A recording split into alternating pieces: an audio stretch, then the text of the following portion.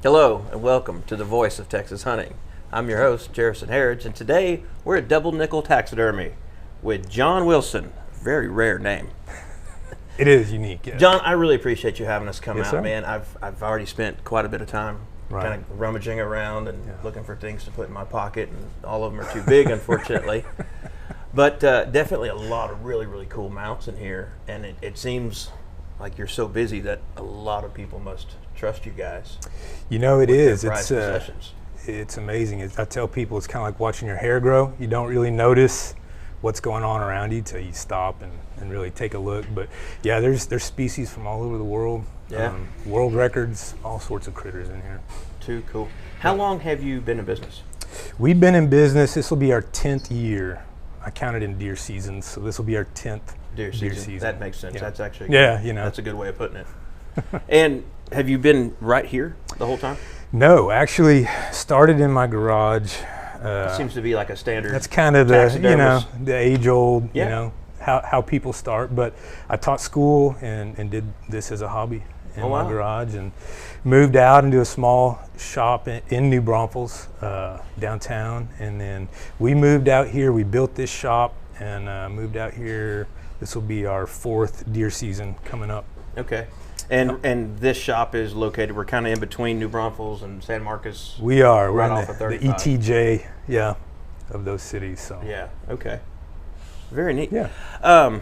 It's kind of quiet now, only because we've asked the employees to kind of tone it down just a hair, but they are still working. I don't see a lot of people running around, but I do see more people than I'm used to seeing Sure. at a taxidermy office. Yeah. We, we've been fortunate. We have a team of 16 full-time employees here, and everybody's kind of spread out. We're about 10,000 square feet. We have 2 ladies up front. We have 8 full-time taxidermists. We have a couple skinners, fleshers, a base person that builds the bases and habitats. So 2 finishers in these 2 rooms here, and we have a pretty good team. We've been fortunate. That's awesome. Yeah. So do you actually still lay hands on deer, or you kind of? Very rarely. I've been told not to. They're, the old saying, surround yourself with people better than you. That's what we've done here. Believe in that, and we've been fortunate. There's a couple of universities close by that have art students that study, art. They're artistic, and you find the ones that like nature and don't mind getting dirty, and it's really been a good outlet for us. That's a really I would have never fortunate. that would have never crossed my mind. But too cool. Yeah. Very neat. Yeah. So you said you gauge things from deer seasons, Right. and obviously for a taxidermist here in Texas, whitetail. Yeah, that's it's huge. That's Bread and butter. Yep. Yeah. Yep. How many whitetail would you guesstimate, or do you even know? Yeah. How many do you take in? No, a I deer do. season? We typically take in as far as shoulder mounts. Whitetail, we usually do about 500 to 600, depending on the year, and we'll probably do that many again in European mounts, skull mounts, and antler mounts. So roughly 1,000 whitetail. Whitetail, yeah, and Whitetail. they all come in, and deer season's so long now. It's a Right. 4 or 5 month window. Yeah, especially dealing with the guys with MLD. MLD and goes stuff. half a year almost. Right. Yep.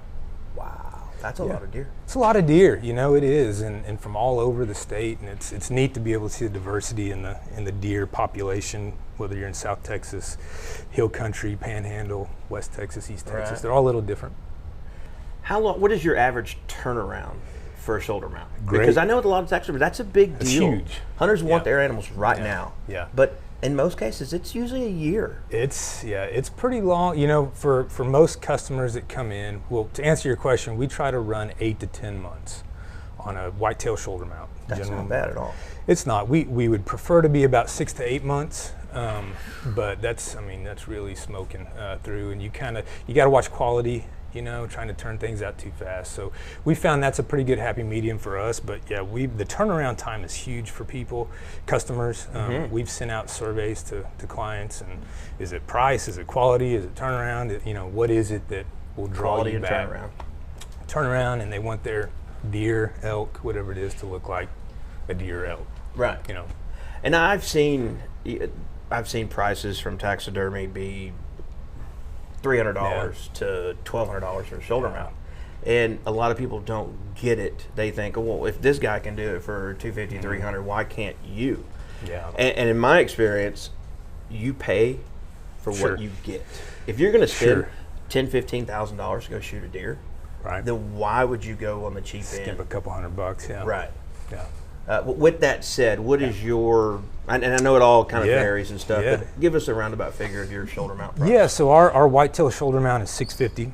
And it's one of those things, kind of the business model we've tried to develop is stay true to the blue collar, hunter that has a deer lease. They may shoot a good buck a year and not kill people and try to make a profit off of one animal, build a relationship, have them come back year after year, bring their kids, bring their family, refer their friends, and just stay in touch with our roots. And a lot of these studios in the area and around the country, I mean, they can, every year they jack their prices up a little bit more. It's kind of like the frog in the hot pot, you throw them into a hot pot, they can jump out, but if you slowly turn it up on them, I mean, they stay.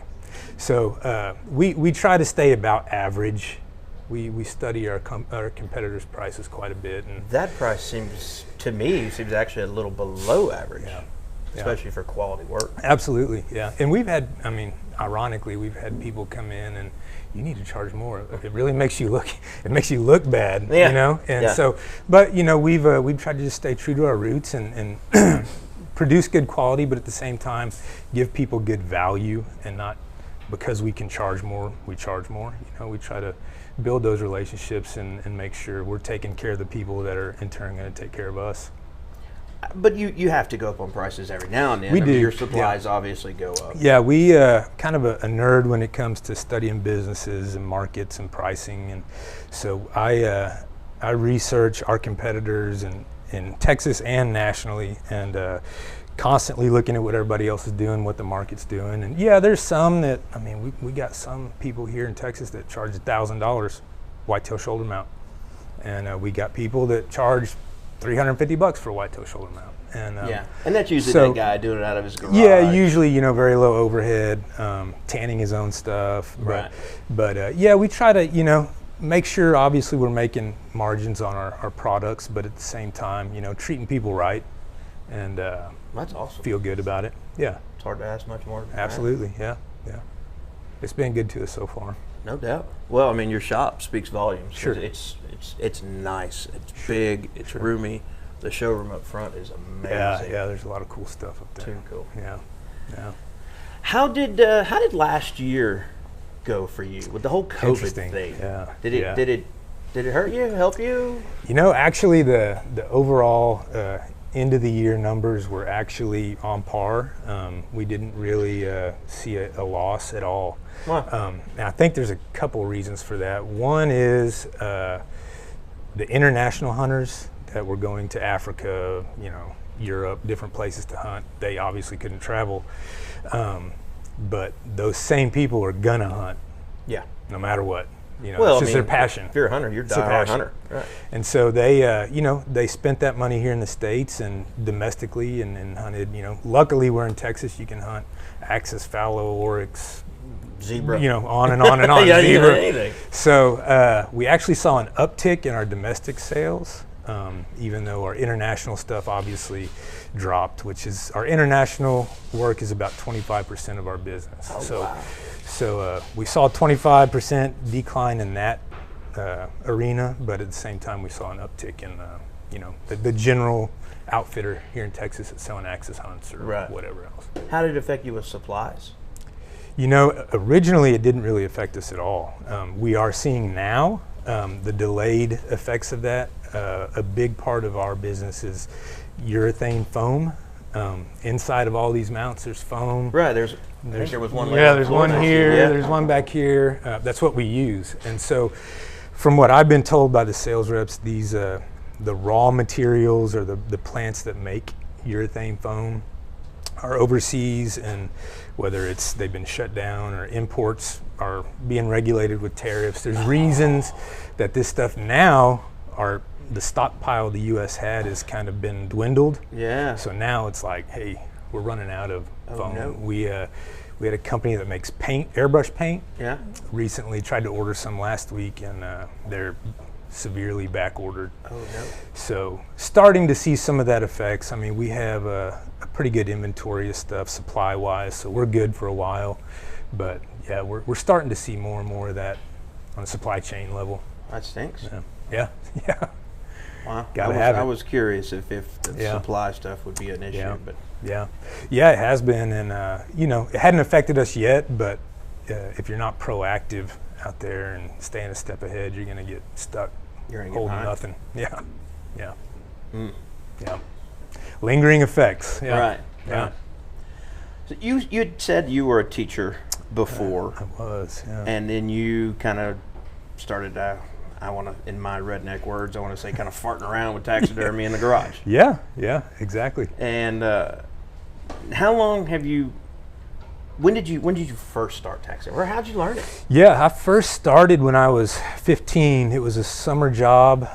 Come from a working family. You know, we didn't have a lot of money, and I shot a black buck antelope on a little low fence lease outside of town here, and took it to get mounted, and realized how much it costs to mount an animal. You know, so. After that experience, got to know that taxidermist in New Braunfels here, and he's no longer in business, but I went in for the summer, you know, sweeping floors, scrubbing bathrooms, delivering, picking up, and just kind of was around it, and started picking up little things I did for myself, and of course then you start your friends, your family, on and on. And yeah, I did have a real job. You know, at one point I was a teacher and a coach, and then went on to be a principal. Oh, wow. At a private school in San Antonio, and it was a moonlighting deal, made some extra money, and it was fun, and just it got to where, man, you know, 7 years in the education world, working 7 days a week, you know, it just, I had to choose. I couldn't do both anymore, and I'm glad I made the decision I did, given our current state of affairs in education and what's going on in that. My aspect. wife is also in education, you so know, I you get fully what understand. Yeah.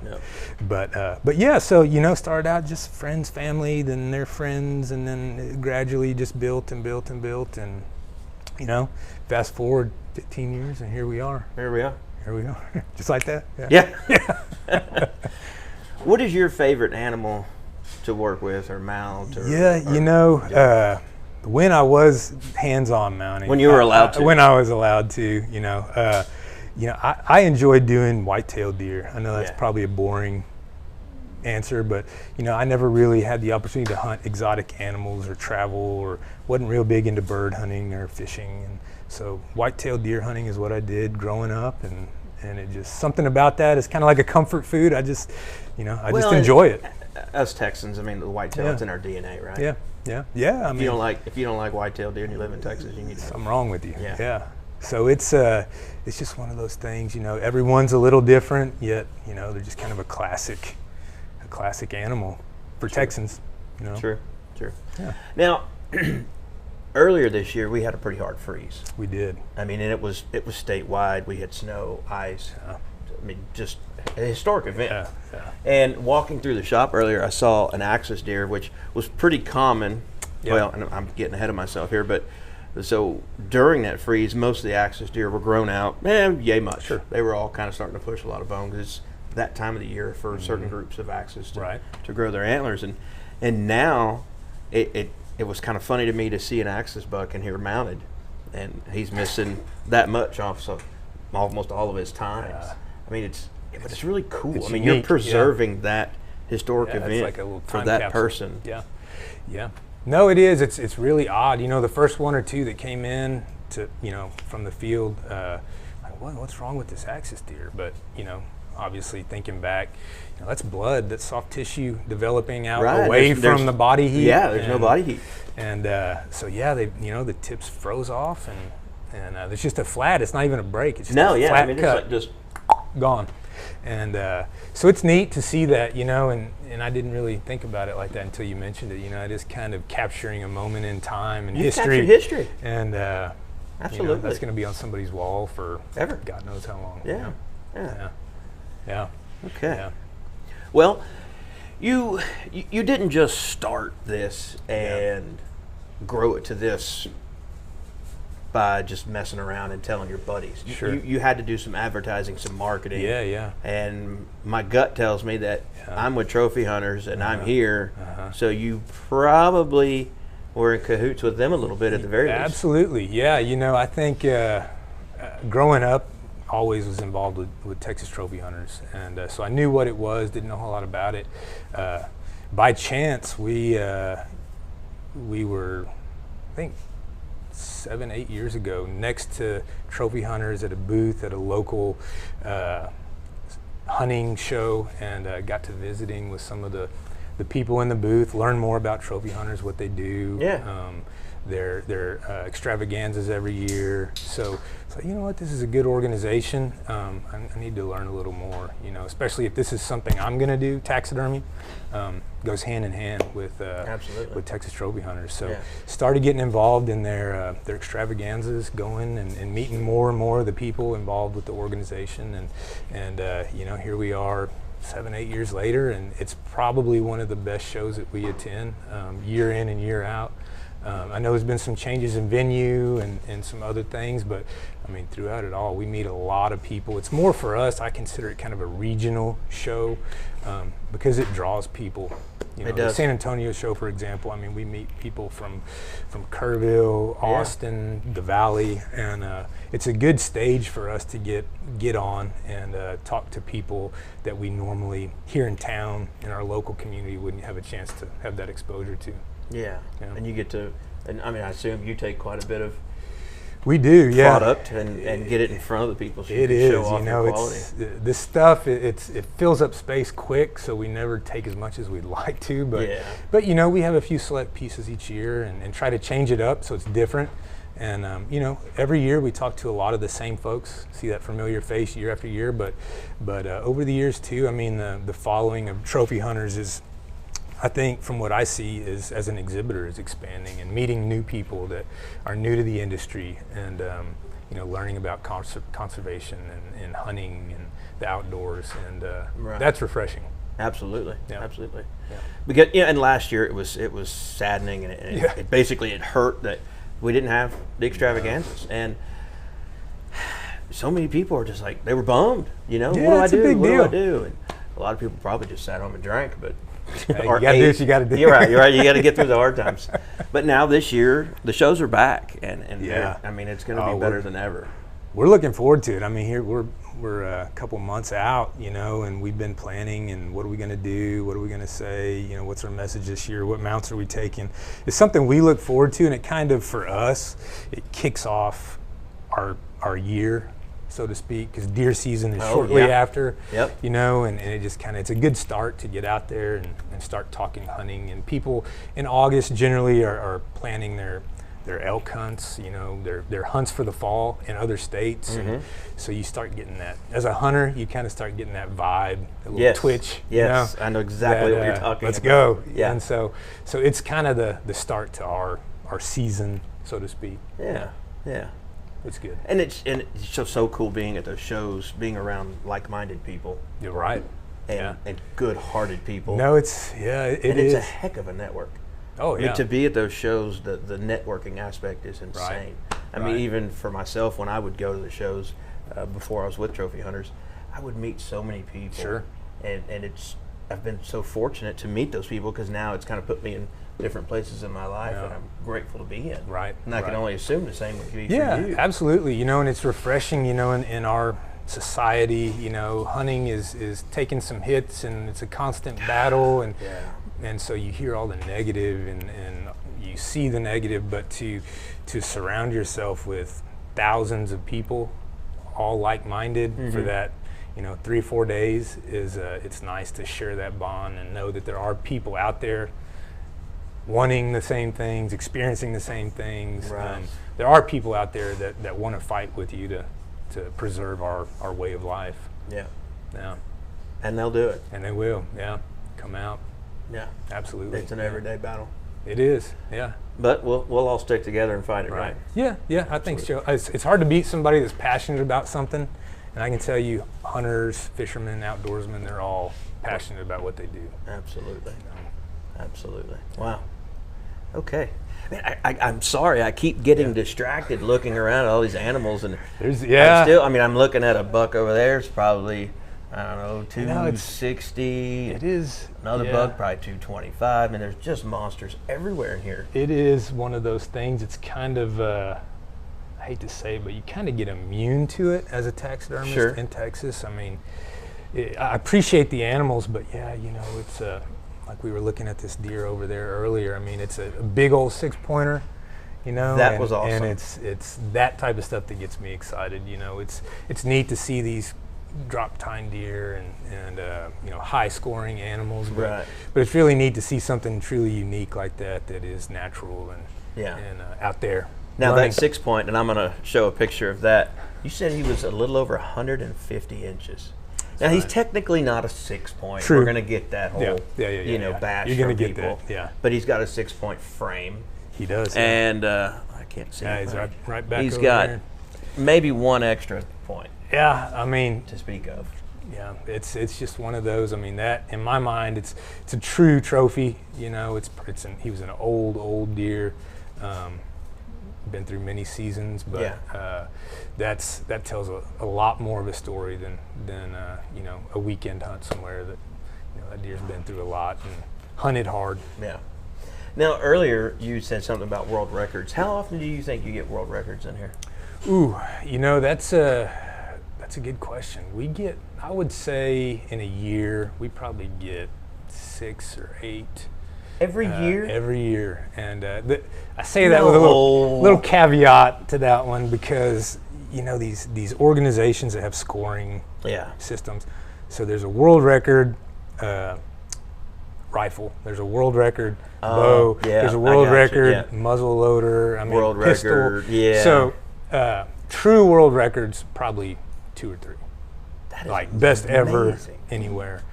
We just finished a cyca deer from New Zealand.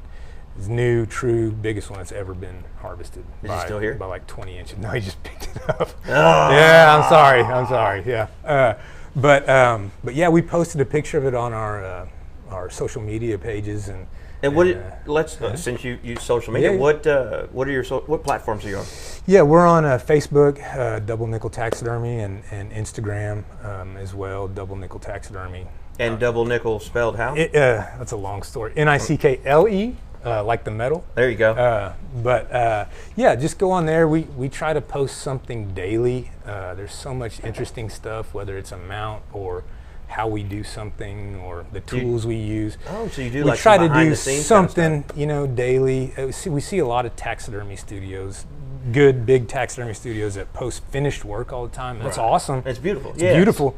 But we found in just conversations with people, people want to know people like behind the scenes stuff. Yeah, absolutely. Like, what is this? How do you do that? Yeah. I've been into 100 taxidermy shops, in their main lobby. And it's cool. It's cool. But my first instinct was get me behind the door. How does that work? I want to get back there and look more. See the nuts and bolts, Speaking of nuts and bolts, there's a girl over here sewing up a deer rear. Yeah, there is. We'll keep it clean for folks out there.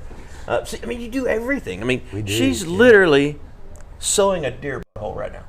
True, yeah.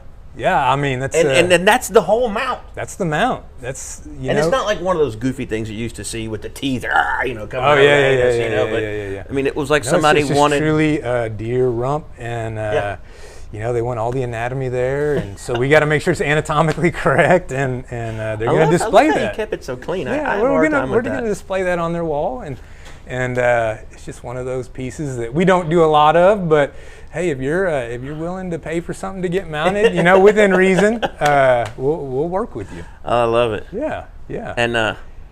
And she's got green hair. Is that why she gets all the deer rears? That's why. Yeah, but you notice she's over in a corner by herself. You got her tucked away in the corner. Yeah. She's the weird kid here. She is. Yeah. So we give her the odd mounts, and she does our snakes too. So kind of beats to her own drum. Yeah. Yeah, I was visiting with her earlier, and she gave me a weird story about wanting to mess with dead bodies of humans, and I was like, "Girl, I'm out of here. I'm getting away." If you could be a fly on the wall. Yeah. I can only imagine the stories that come through.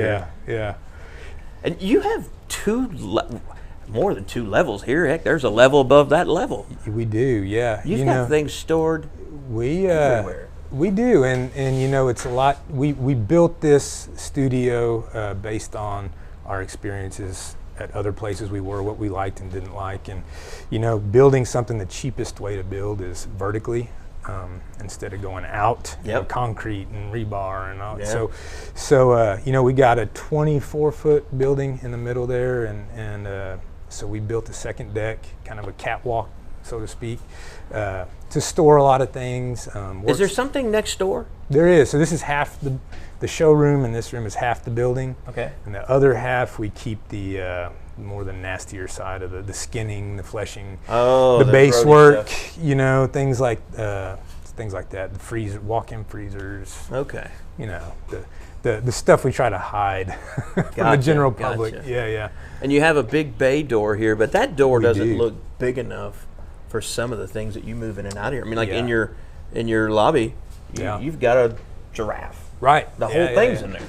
Yeah, I mean, it's we were talking this morning, we had a meeting, we have a piece we're working on. You almost have to be kind of an engineer at times with how to weight things and get things to move. And so that big giraffe, we built a big cradle. It lays over in a cradle with wheels. We wheel it through here and out those bay doors, and we have a big trailer. So he's a showpiece for you guys. He's a showpiece, yeah. We've taken him to, I don't know if it was 2 years ago, we've taken him to Trophy Hunters, the extravaganza, and it's one of those things that very few people get to truly appreciate the size of the animal until you stand underneath it and you look up. It's a lot of animals. A lot of stitching. Did you harvest those? No, I didn't. We had a client that had harvested a couple of them, and we did one for him, and he didn't want the other hide, so like, hey, we can do something with that. Darn right. So it's just kind of one of those. It's a monumental. I don't know. There's an elephant would probably give it a run for its money as far as size. Have you done elephants? We've done shoulder mounts. Okay. We've never done a full body elephant, but as far as big, I mean that's getting up there about as big as they get with a giraffe. But it's pretty large. But yeah, it's fun doing that stuff. It's different. We do a lot. And other pieces that are large, you have 2 zebras in there that are fighting. Do. I mean, they're up on their hind legs, biting each other and pawing and kicking, and they are anatomically correct. Yes, they are. As I all the way out earlier when we were in there. Yes. I mean, they are. Everything. That's what we is do. there. Yeah. Well, attention and detail. It is. And a funny story on that. It may seem, to the normal customer like a detail that all the anatomy of a male animal, but it's one of those things. We compete every year. We take mounts to a competition. They get judged by world-renowned taxidermists, and I mean they look at that stuff, the size of the anatomy down under. That if it's not correct, they nail you, and you get dinged for it. So yeah, well, I mean, to us it's normal, to be working on that part of an animal, but sure. But yeah, I mean it's things that people typically wouldn't think about when they think about taxidermy. Right. Yeah. Now, I've seen a lot of older mounts, yeah. From, like, you go to these old museums or old bars and stuff, and they have full body mounts. Most of the time, 9 times out of 10, there's not any anatomy. Nobody home, yeah. Yeah, there's, Yeah. True. Like they got hung in a fence or something. Yeah. Maybe that's what happened, yeah. Right.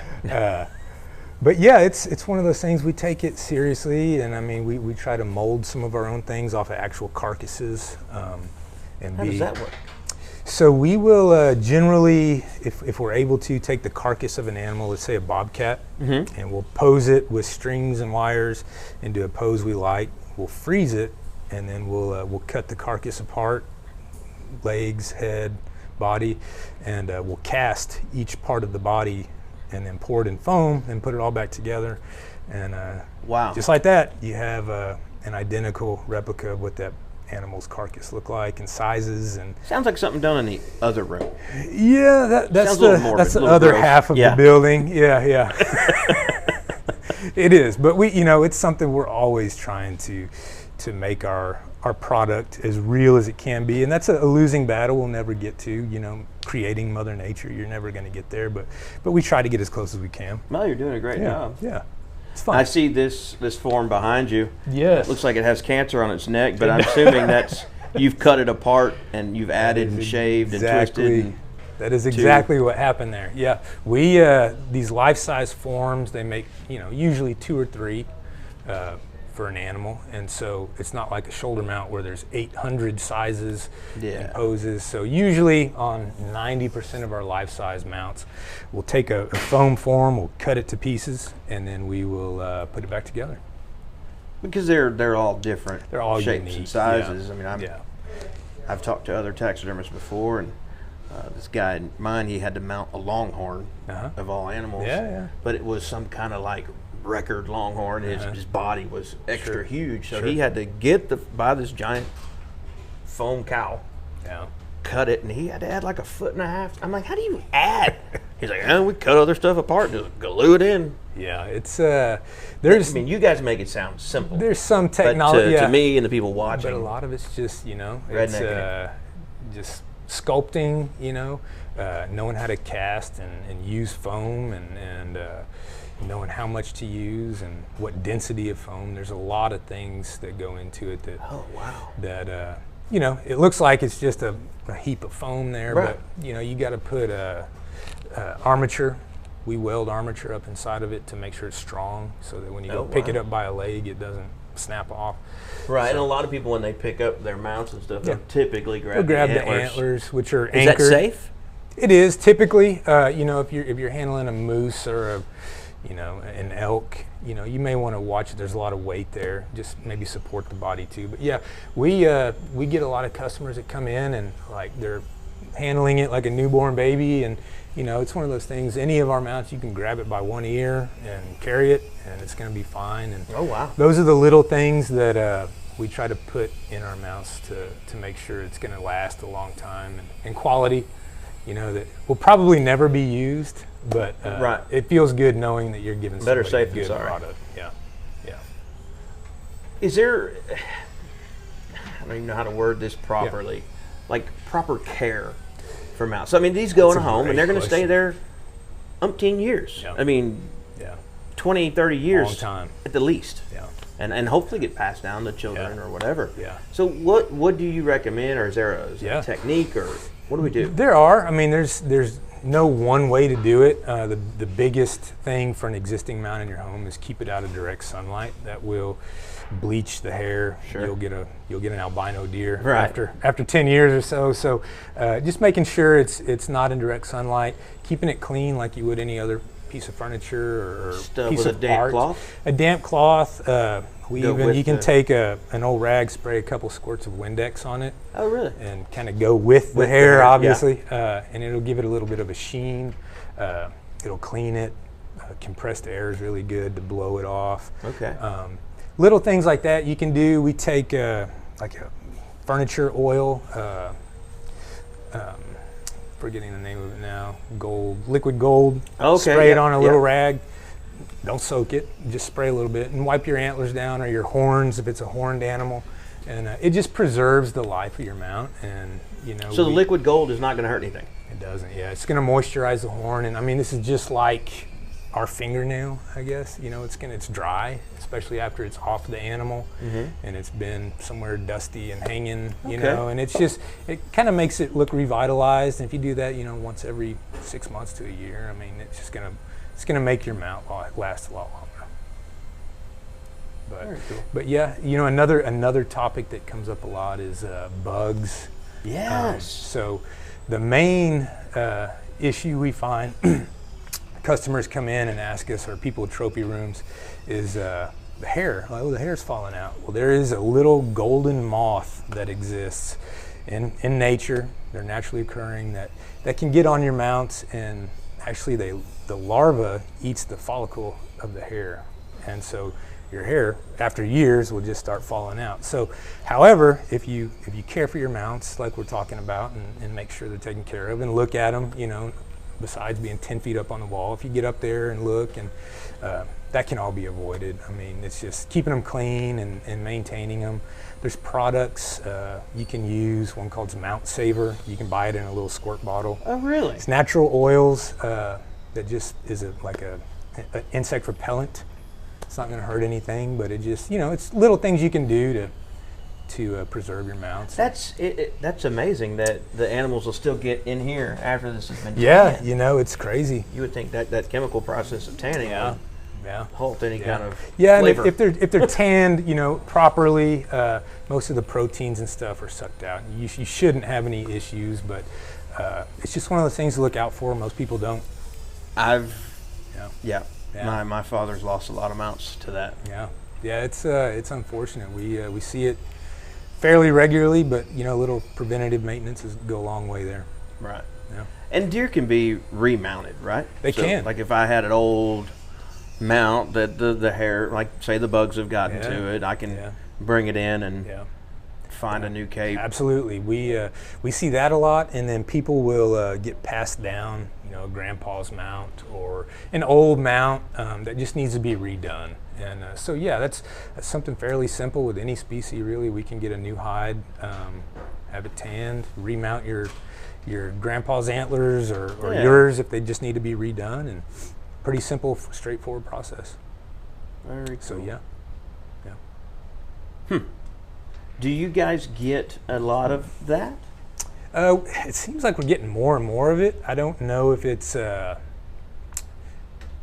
more people dying. I don't know, but people seem to be just, hey, I got this mount from my grandpa's estate, or you know, my dad getting rid of all his mounts, and I don't want to get rid of them because I was with him on that hunt, and I want to remember it. And they want a nice looking mount in their home, and not a 1975 version, you know.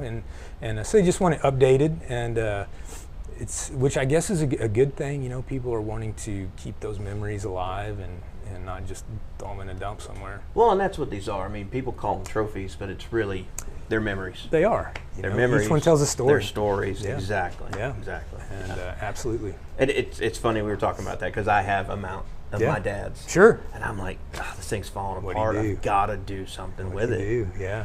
And it's it's one of those things. I mean, the stuff is going to age, you know, but and taxidermy technology with the tanning processes, and now the tanneries are better chemicals, so mounts should last a lot longer than they used to. But no, I'm assuming. I'm sorry to cut you off. No, you're good. I had a question popped in my head, so I got to do it now. Yeah. You send out your hides for tanning. We do. Yeah, we do. It's one of those things. It's a whole separate animal. There's a lot of chemistry involved. There's pH levels you got to baby, and you know, that's something we just leave to the professionals. That's all they do is tan hides. And I think that's smart because I've seen some taxidermists that do self tanning, and those mounts, they show it. Yeah. In a few years, you can tell that something's not right. Yeah, you can. You look at enough mounts, you can tell, and it's one of those things. You may save a few bucks here and there if you do it yourself as a taxidermist, but again, when you're trying to build a reputation and a brand and a name in the industry, you want it to be a strong one, and you don't want people bringing their stuff back through the doors coming in. You know, once it leaves, you want it to go forever. Right. And do you guys offer any services other than taxidermy? Like, do you help people set up trophy rooms? We do, Actually do the placement and hanging and... We do, yeah. That's something that we've gotten into probably in the last 2 or 3 years. Trophy room development and design and installation. Right now we're working on a guy's got 21, 22 life-size sheep. He wants a big mountain built, so he wants to put them all together. So we've been going on some site visits and sketches and got his blueprints, and it's all coming together. But it's a whole different process, and it's fun to see a project like that come to life. But yeah, it is a new venture that seems to be gaining in popularity. People have collected mounts for 10, 20 years, and they're just kind of scattered, and they want something cohesive that looks nice and so yeah, it's fun. It's fun. That makes me think of something else. You must meet all walks of life. Man. I mean, people that make $20,000 a year, but still got to hunt and still want their mount, and then the guy that makes $20,000 a day. Yeah. You know, and that's very true. And I'll tell you that the funny thing is no matter what end of the spectrum they're on, you know, they share that passion. That's right. And the conversation's exactly the same. one may be able to hunt on a different level and mount things on a different level. But yeah, it's fun to talk to people from all walks of life and hear their experiences. But it's funny how that common thread is, you wouldn't know talking to them. Yeah. What side of the spectrum they're on. They're just, they're passionate about hunting and living the outdoor life, and that's fun. Yeah. You wouldn't know until they walk in with their bighorn sheep trying to get it mounted. You wouldn't know until, you know, or hey, their I bongo. got this crate of, yeah, or their bongo, yeah. But it's fun, you know, because you never know coming in the door. It's kind of like low fence hunting. You never know what's going to show up, and you know, we've had people come in with just a little horn mount, $75 horn mount that came in as kind of a trial just to see how we did, how we interacted, and so you never know who you're dealing with or what level of hunter they are, but treat everybody the same and you know, talk to them about what they're passionate about, and you never know. Well, and that's easy to do when you're passionate about the same thing, right? Yeah, it's easy. Yeah, talking about that, I remember teaching school, you know, Mondays. You can imagine walking in, and Mondays are Mondays, and you dread them. But you know, since we started doing this full time, and you know, I couldn't tell you if it's Monday or Friday. Really? Any day of the week. Yeah, it's fun, and hopefully that carries over to the product and the experience a customer has when they come in the door, and it's every day's good. Speaking of coming in the door, yep. What is your physical address here? Our address here is 8914 North IH35. And that's in New Braunfels. So that's your address says New Braunfels. But New Braunfels, even though, yeah, we're kind of in right no man's land right here. Yeah. Well, with all this construction, I mean, the two are going to be one. It's all going to be. It's all the same now, really. Yeah. Yeah, it's crazy. You know, in a big metroplex area like this, we have to get satellite internet because we're kind of in a dead zone, right in the middle. No.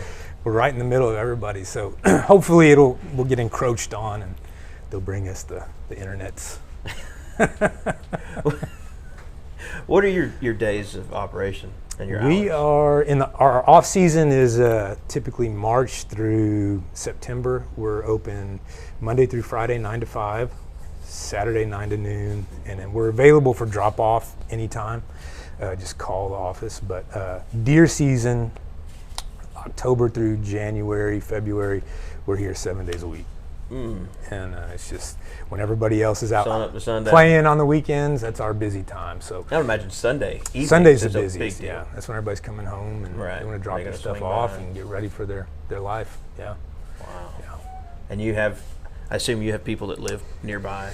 We do, you know, and we kind of have a rotating schedule, so there's always a taxidermist on site to talk to you about your mount and your specific animal. And, oh, wow, okay. And it's not just an answering service. We do try to, while you're here and the hunt's fresh on your mind, get as much from you detail-wise as we can.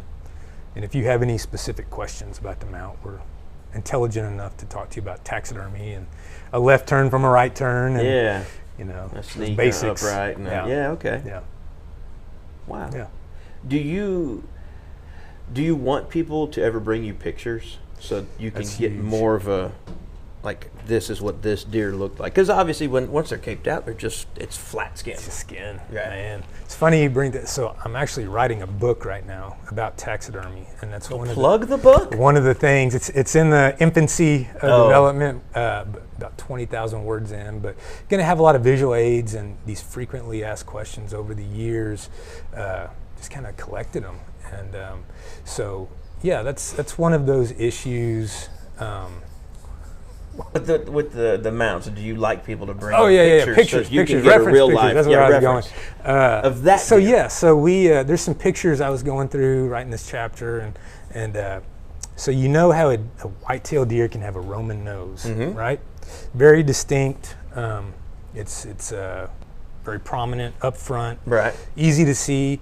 Well, when we get the animal in, you know, a lot of time they've been dead for 48 hours or longer, 24 hours. Yeah. But so you just get a pile of skin, and it's hard to know what that animal actually looked like. So when we go to mount the animal, we got a foam form like this. It's pretty standard, and just a heap of skin. So reference pictures will allow us to go in with clay and resculpt any unique attributes like that that your deer had specifically, so that you're not just getting a cookie cutter deer when you come pick it up. I had a hunter last year that was hunting with me, and he shot a buck that the nose wasn't a roaming nose; it was actually kind of inverted.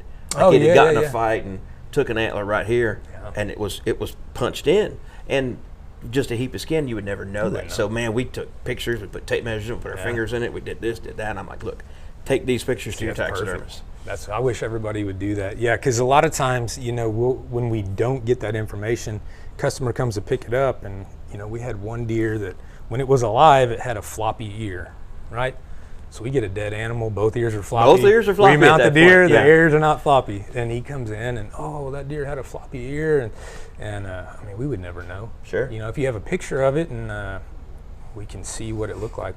So he brought a picture in, we were able to go back and recreate it. But yeah, those types of things, I know it's an extra step for the hunter, but it's worth it. It's gonna allow us so to if you can remember that, take very detailed pictures of your hunt and absolutely and everything. Yeah. Because it just adds to the story. Yeah, they do, you know, and that just gives that little extra touch that we're able to put in a mount that you'll be able to put on your wall and remember. It'll be a conversation piece if nothing else. I had another hunter with me that he shot a buck and the eye was gored out. Yeah. So we took pictures of it, but it was so nasty that they didn't want to recreate that, but they put like a foggy eye. Mm-hmm. I'm like, is that even a thing? That's a thing. And his taxidermist was another state, and he's like, yeah, man, we're going to do that. And I'm like, so freaking cool. It's a thing now, yeah. Yeah, but it adds to that. It does. So now people are going to walk in his house, they're going to see this big deer. What's that about? And he gets to tell the whole story, and relive the experience, and you know, it's really a benefit to any details like that you can provide. Do it. So help your taxidermist help you. Please. Help us help you. Yes. Yeah. Yes. Well, Jon, I don't know what else to cover. Sure. Other than, I mean, I could sit here and talk about deer hunting and learn taxidermy all day long. Yeah. I would imagine that you probably have some work to do. No, not at all. No? All right, cool. All right, then we'll shut this off and go to the bar. Sounds good. Let's roll. Well, guys, we are going to cut things off here, but we want to say thank you to Jon. Yeah. Jon, I really appreciate you having us out. Your place is super cool, super cool. I assume just because you let me in the door, you'd probably let any hillbilly in here, right? Sure. Yeah, we like to educate people, and we've had Boy Scout troops and schools and come through and do little tours, and we take them on the other side of the building and show them the whole process, and you know, it's I mean, that's not everybody wants to see that or needs to see that, but I could definitely see how the younger generation would need to get that full understand experience. how it all full circle how it happens, and it's good. Yeah. Too cool. Well, guys, come see Jon. Yeah, come see us. Yeah, he's got some awesome stuff to see here. He's got a bunch of people working here. He's got a little green hair girl over here sewing a deer rump right now. I'm telling you, everything's here. Jon, we appreciate it, man. Thank you. Thank you. And I'm Jerison with the voice of Texas Hunting. We'll see you next time.